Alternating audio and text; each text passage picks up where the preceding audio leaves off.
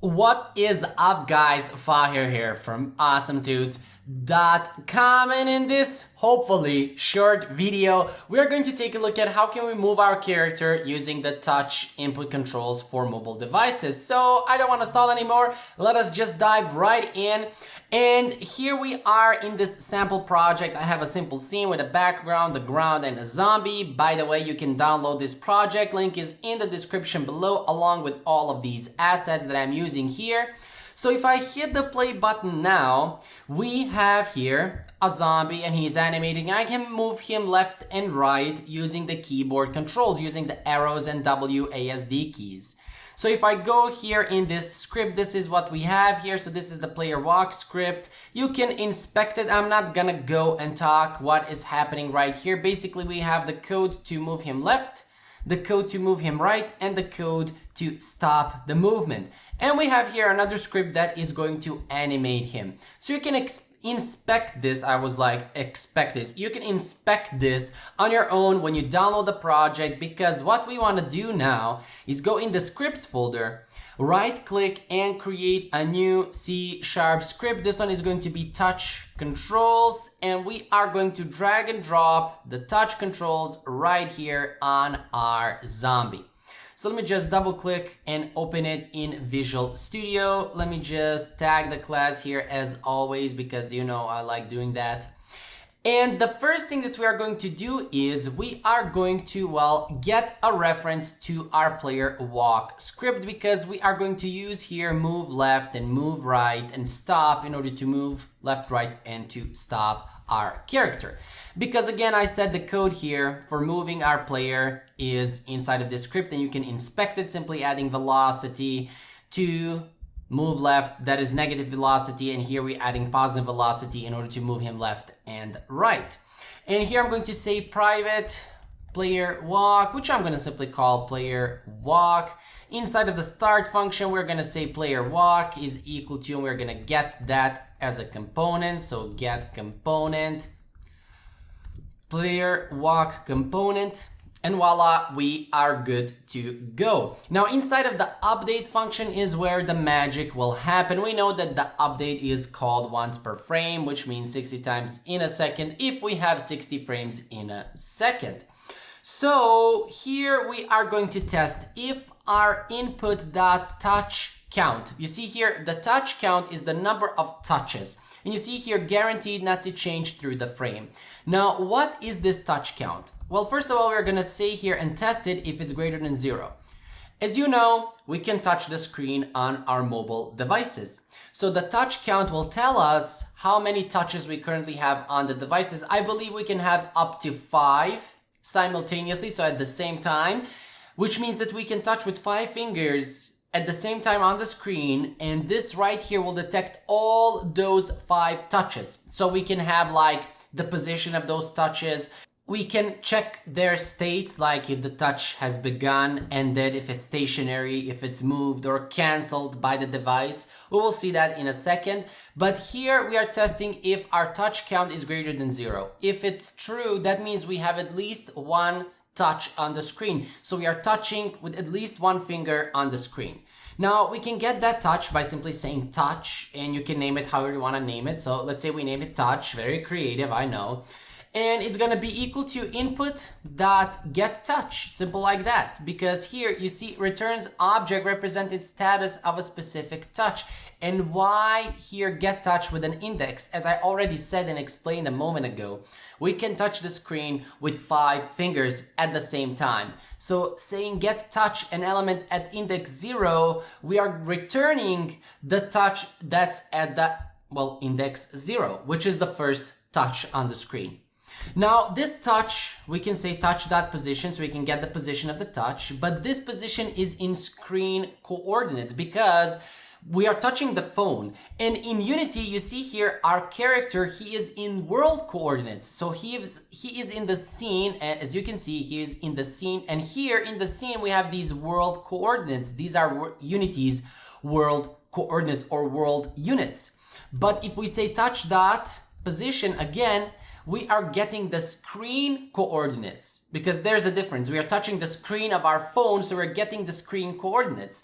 But if we touch, or if we want to know where that touch is in Unity's world space, we need to convert it. And in order to convert it, we're simply going to say here vector3, and we're going to say touch underscore POS for touch position is equal to camera main, so camera.main dot screen to world point. Simple like that. And we simply need to pass here our touch dot position, and voila, we are good to go. So this screen to world point will actually convert the screen coordinates on or to Unity's world coordinates. And now to paint a clear picture, I'm quickly going to take my highlight tool. Now imagine here that this is your phone, this is the screen of your phone, and let's say the width and the height is actually, this is 2, so 1280. So 1280 by 720. So 720. Let's say we touch here with our finger. Now this can be, let's say for example, 300 on the X, for example, and I don't know, 250 on the Y. So 250 on the Y. And these are, again, these are screen coordinates, but those screen coordinates can be represented, or well, we can also convert them in world points, because we're actually touching the game. We're touching the gameplay of our game. So if I hit the play button here in Unity quickly, and I touch somewhere here, so if I touch here somewhere, anywhere on the gameplay screen, that is on screen. So I'm touching on the screen, but we can convert that to Unity's world points. And by the way, I'm also going to simply comment this line of code out here so that I don't move it by accident using my controls here on the keyboard. Anyways, now that we have our touch position, we can determine if we are touching the left or the right side so that we actually move the character left and right. So we can say here, if our touch POS.X is greater than 0, that means that we are touching the right side. So we can simply say player walk.move right, because we're touching the right side, as I said. Else, if our touch underscore POS.X is less than 0, we're touching the left side of our screen. And let me just separate these. And I'm going to call here player walk.move left. And here, so outside of these if-else statements, and I hate it when it's, well, when it's formatted like this, so I really hate it. I like my curly brackets to be here. Anyways, here for the, well, you see here input, so if input touch count is greater than 0, here I'm going to say else if it's not greater than 0, I am simply going to call here player walk.stop moving, because we want our player to stop moving as well. Now, in order for us to test this out, we need to do that on a mobile device. I have my Android phone here, and I will quickly put it on the screen. Bam! You see it right here on the screen now. Now, I'm going to explain to you what we need to do. You need to download Unity Remote, which is this icon at the bottom that you see right here next to my Shazam icon. And you need to download it from Google Play Store. So simply go here on Google Play Store, type Unity Remote, and then download it. Now, before you run it, what you need to do is the following. You need to go into the settings of your phone, as you just saw me do, and you need to scroll at the bottom. And you will probably not see these developer options, which is the third option from the bottom. You need to go in About Phone, and you see here this build number. You need to touch it. You see here, you see it's spilling out or spelling out, no need, you're already a developer. Well, you need to touch this build number. Keep touching it 1, 2, 3, 4, 5, I don't know how many times, 5, 6, 7, 10, it's not important, but you will see 3 touches left and you're a developer, 2 touches left, 1 touch left, and congratulations, you are a developer. So when you get that option, when you see this pops up and telling you that you're a developer, you can go now in these developer options here.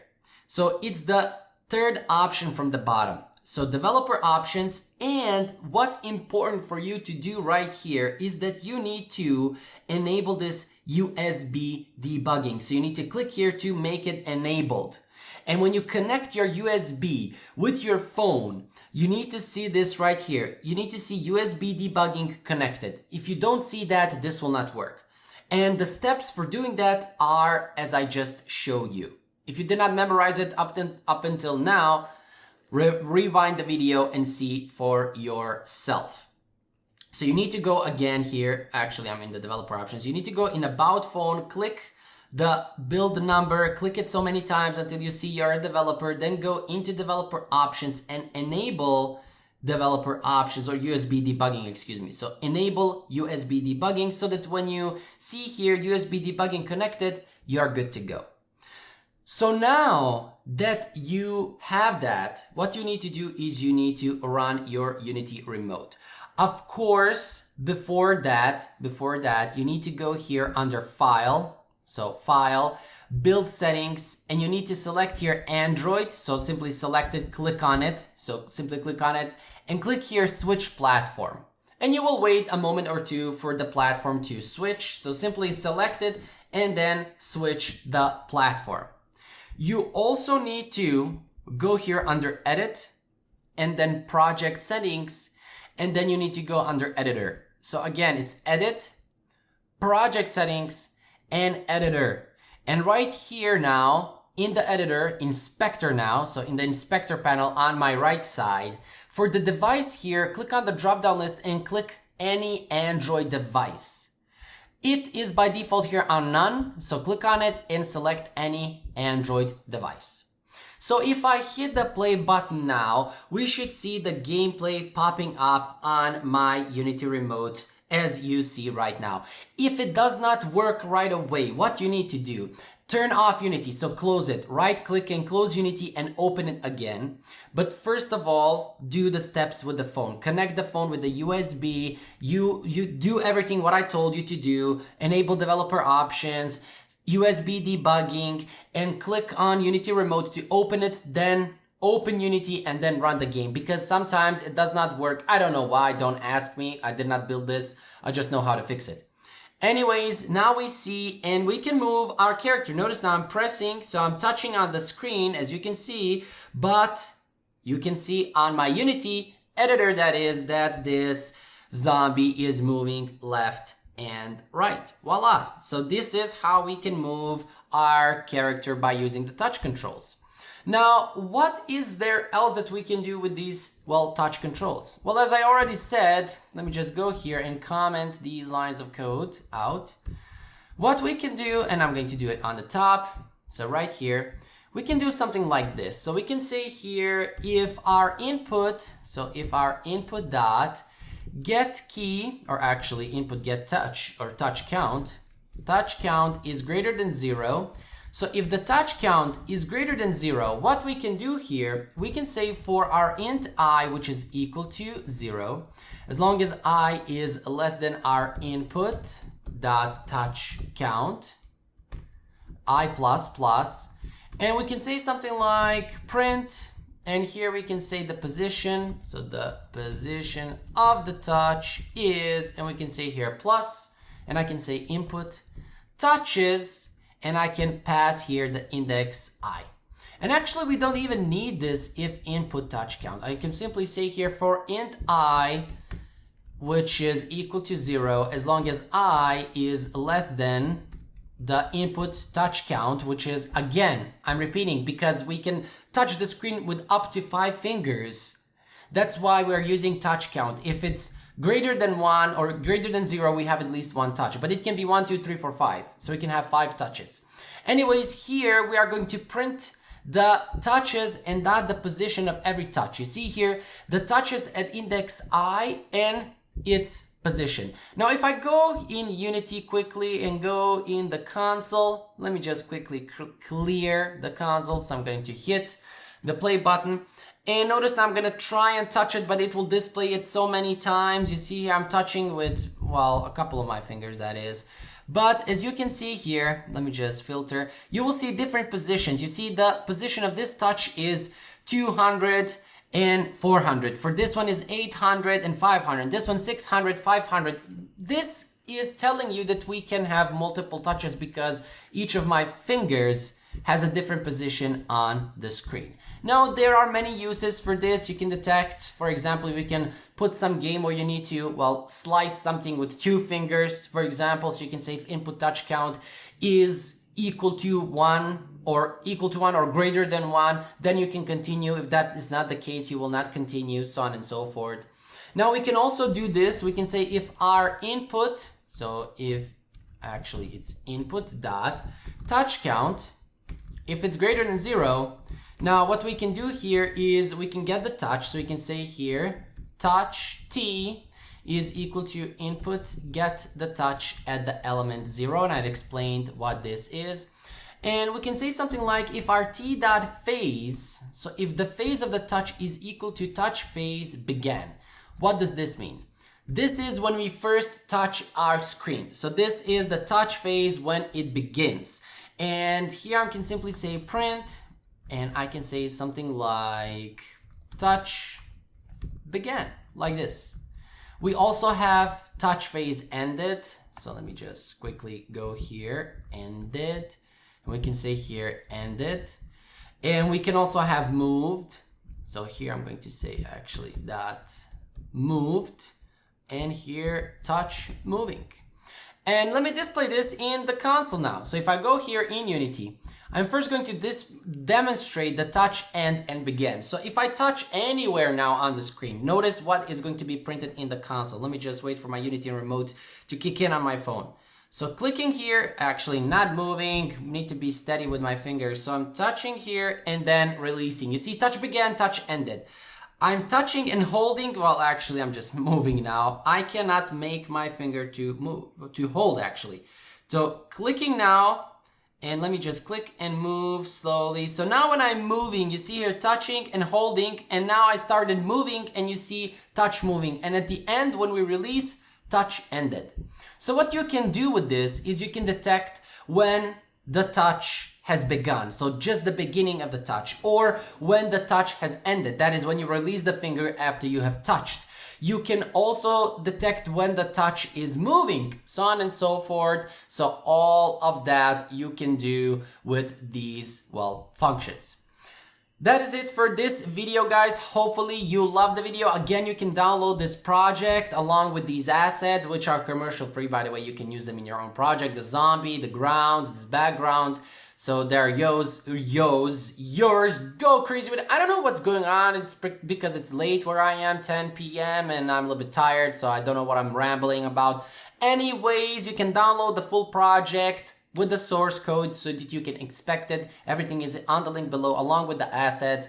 And Fahir here from AwesomeDudes.com. I will see you guys in the next video.